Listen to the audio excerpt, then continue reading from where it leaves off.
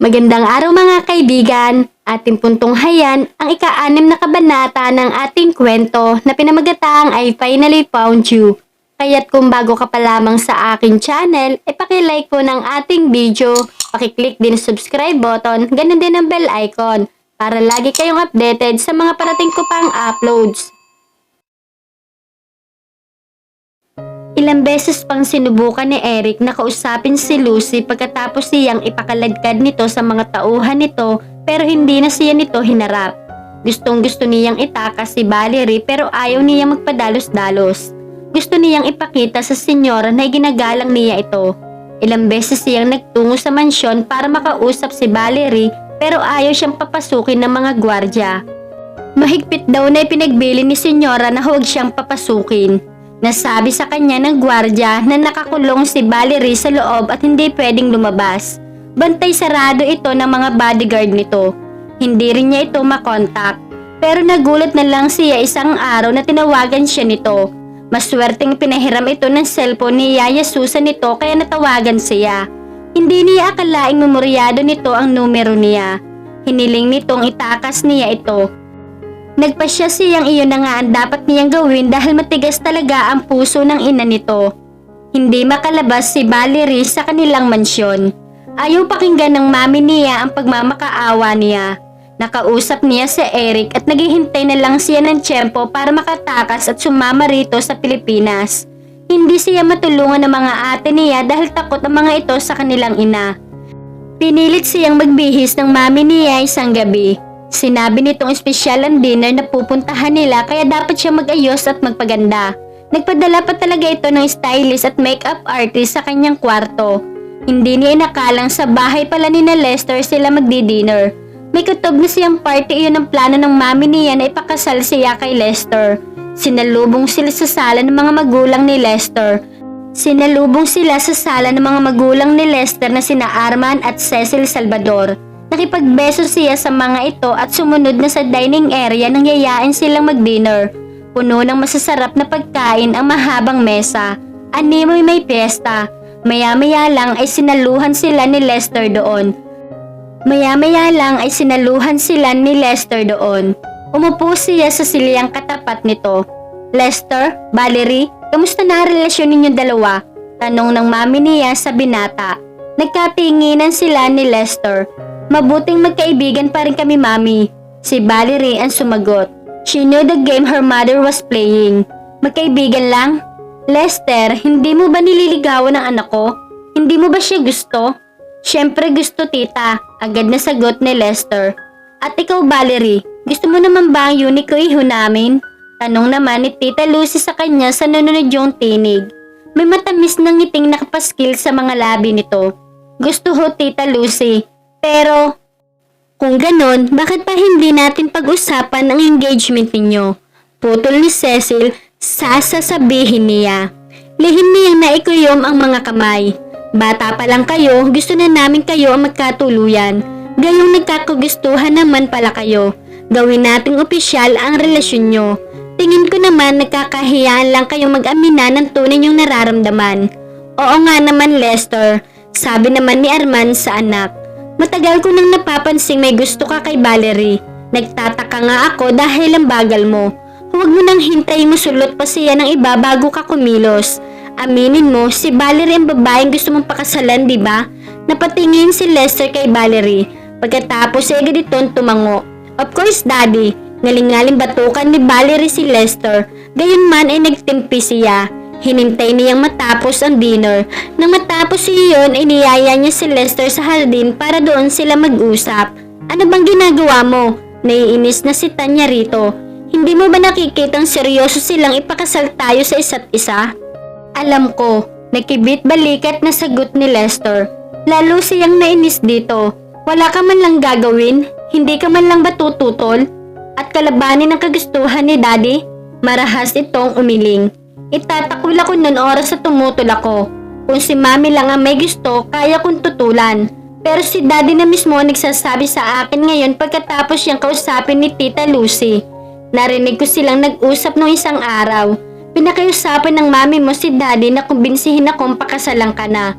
Boto sa'yo si Daddy kaya pinipressure niya ako. So, hahayaan mo na lang bang makasal tayo kahit hindi natin mahal ang isa't isa? Okay lang sa akin, Valerie. Wala namang mawawala sa akin eh. Binatukan niya ito. Paano naman ako?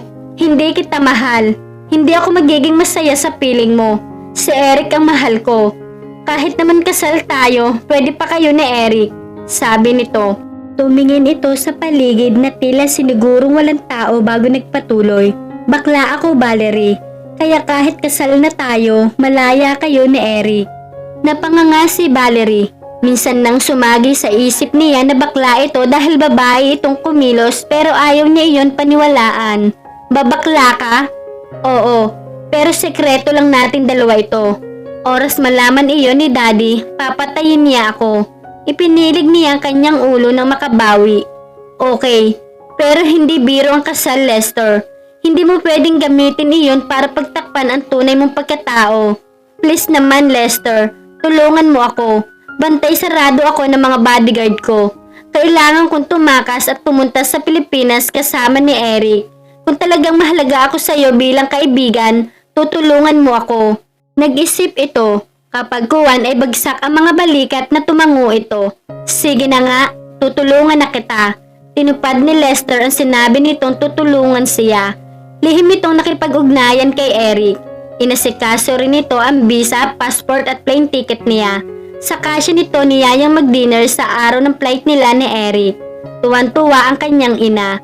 Wala itong kalam-alam sa plano niyang pagtakas. Sinundan sila ng mga bodyguard niya pero dinistract ni Lester ang mga ito. Nang malingit ang mga ito ay lumabas siya sa backdoor ng restaurant na pinasukan nila. Sumakay siya ng taxi patungo sa airport. Nagkita sila roon ni Eric. Nakahinga lang siya ng maluwag nang sa wakas ay nasa ere na ang eroplano sinasakyan nila. Nag-iwan siya ng note para sa kanyang ina para ipaliwanag ang kanyang ginawa. Agad niyang tinawagan si Lester pagtungtong nila sa Pilipinas para masiguradong hindi ito nadamay sa pagtakas niya. Nakonsensya siya nang malamang kinumpronta ito ng mga magulang nito sa paniniwalang tinulungan siya nitong tumakas. Ipinagtanggol daw siya ni Lester at sinabing hayaan na siya sa piling ni Eric pero pinilit pa rin nito ng mga magulang nito na sundan siya sa Pilipinas. Nainis ito at wala sa loob na naisumbat ng pagiging bakla nito. Sobrang nasyak ang mga magulang nito at ang mami niya sa nalaman. Nagalit daw ang daddy nito rito pero walang pinagsisihan si Lester. Lumuwag daw ang dibdib nito dahil wala na itong kailangan pang itago. Dear Mommy, I love you so much at ayoko sana saktan ang damdamin mo. Pero pinipilit niyo ho akong magpakasal sa taong hindi ko mahal.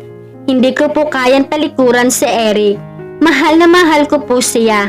And I still love you. Sana mapatawad niyo po ako balang araw. Ingatan niyo po palagi ang sarili niyo. Valerie. Nanlulumong nila kumos ni Lucy ang note na natagpuan niya sa silid ng kanyang anak. Masakit para sa kanya na mas pinili ni Valerie si Eric kaysa sa kanya. Nakikita na niyang matutulad ito kay Cassie at Mira. Napaluha siya. Ipinangako niya sa sarili na poprotektahan niya ang kanyang bunso laban sa mga lalaking tulad ni na RJ at Dexter. Pero nabulag ito kay Eric. Katulad ng mga ate nito, hindi rin niya ito nakumbinsing huwag magpakabulag sa pag-ibig. Pinahid niya ang mga luha nang may pumasok sa silid. Mami, nandito si Ellie, sabi ni Cassie sa kanya. Kababalik lang niya mula sa US. Hinahanap niya si Valerie. Natigilan siya. Malapit na kaibigan ni Valerie si Ellie. Sa katunayan, nahalata niyang crush ito ni Valerie noon. Inayos niya ang sarili at bumaba para harapin si Ellie. Masigla siyang sinalubong nito ng yakap. Hi tita, kumusta? Kumunot ang noo nito nang malungkot siyang ngumiti. Anong problema tita? Nakipagtanan si Valerie Ellie. Tinalikuran niya ang pamilya niya para sa isang lalaki. Huminga siya ng malalim at isinalaysay rito ang pangyayari. Nagulat ito. Hindi marahil nito inaasahang magagawa iyon ni Valerie. Natatakot akong matulad siya sa kanyang mga kapatid Ellie. Kaya tinutulang ko ang kanilang relasyon. At hindi ko alam kung paano ko siya kukumbinsihin bumalik dito bago pa masira ang buhay niya. Nahaplos ni Ellie ang baba. Paano kung hindi masamang tao ang Eric na yun tita? Kilala ko si Valerie. Mapili siya sa mga taong kinakaibigan. Napailing si Lucy. Ayaw ko na magtiwala pa pagkatapos ng ginawa ni na RJ at Dexter. Naunawaan kita, tita. Pero mas makakabuti kung bubuksan niyo ang puso niyo para kilalanin muna si Eric. Sinasabi mo bang ako nagkamali, Ellie? Of course na, tita. My point is, it's wiser to keep your enemy closer. In that way, mas makakakuha kayo ng ebidensya laban sa kanya. Well, iyon ay kung totoong pera lang talaga ang habol niya kay Valerie. Sa ngayon, ang iniisip ni Valerie ay nagiging bias kayo kay Eric dahil sa kasalanan ni na RJ at Dexter. Kung gusto niyo talagang iwan niya ang Eric na iyon, you need proof against her lover. Mumuntong hininga siya. Kung ganon, tulungan mo ako, Ellie. I just want her to come back home safe and sound. Tumango-tango si Ellie. Nakababatang kapatid ang turing nito kay Valerie. Tita, tulad ninyo, ayaw ko rin siyang masaktan. Hayaan nyo, tutulungan ko kayong kumbinsihin siyang umuwi rito. Since marami akong commitment sa Pilipinas, hindi ako mahihirapang makipag-ugnayan sa kanya. Nag-shopping sina Valerie at Eric ng mga damit at mga gamit niya dahil wala siyang kadaladalang mga gamit sa pagtakas nila papunta sa Pilipinas. May dala naman siyang pera kaya siya ang gumastos. Nagboluntaryo si Eric na ito ang magbabayad pero tinanggihan niya. Pa sila mag-asawa para pagastusin niya ito. Mula sa Maynila ay dumiretso sila sa bahay nito sa Palawan. Bagaman nalungkot siya dahil hindi tanggap ng mami niya ang relasyon nila ni Eric, ay natuwa si Janet dahil pinaglaban nila ang kanilang relasyon. Nakilala rin niya sa wakas ang kapatid ni Janet na si Noel. Sobrang simpatiko na rin ito tulad ni Eric. Ngayon nagpasya silang magsama ni Eric. Gusto niya itong tulungan sa pagtatrabaho. Ayaw ni Eric na magtrabaho siya pero nagpumilit si Valerie. Gusto rin naman niyang magkaroon ng karir. Pumayag ito pero dapat daw ay hindi mabigat. Nag-apply siya sa ilang kumpanya roon pero overqualified siya sa halos lahat ng in-applyan niya. Kaya nga nag-apply na lang siya bilang receptionist sa isang maliit na resort doon. Natanggap naman si Valerie. Tuwan-tuwang ibinalita niya iyon kay Eric. Congratulations babe, masaya ako para sa'yo. Sabi ni Eric habang nakaupo sa sopa. Hindi pa ito nakakapagbihis. Kandong siya nito at kinakalas niya ang buntones na suot nitong polo. Kamusta ang boss? Babae o lalaki? Lalaki. At saka gwapo at halatang matalino siya. Pinag-aralan niya ang ekspresyon ng mukha nito. Tulad ng inaasahan niya, nagselos si Eric. Bumungis-ngis siya. Selos ka naman agad.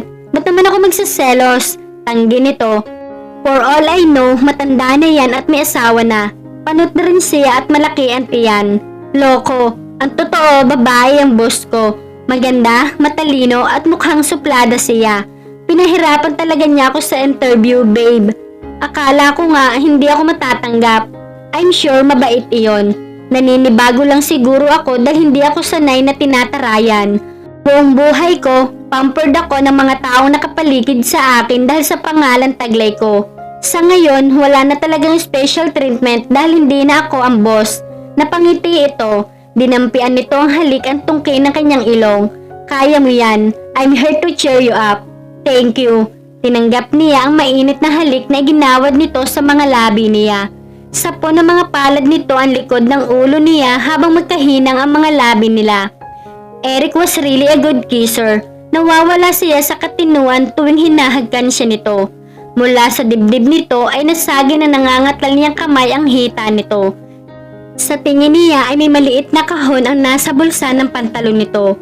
Agad nitong pinakawalan ang mga labi niya at pinigil ang kamay niya na akmang dudukot sa bulsa nito. Ano yan? Habol hiningan tanong niya rito. Sabay sulyap sa bulsa nito. Wala, sagot na Eric sabay iwas ng tingin.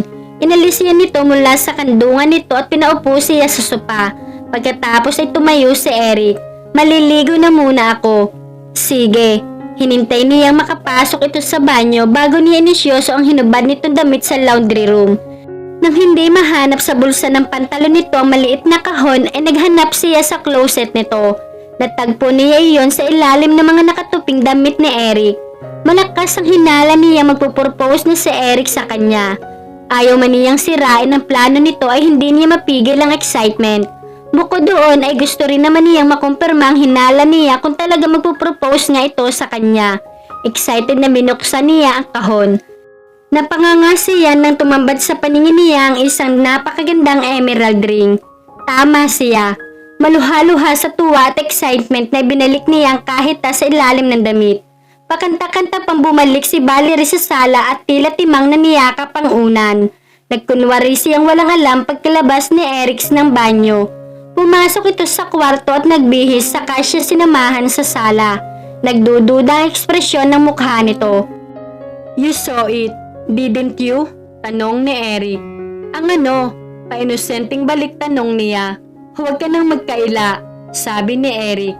Hindi naman ito nainis. Bagkus ay nakangiti ito na parang nahihiya na nalaman agad niya ang plano nito. Mali ang pagkakalagay mo sa kahita.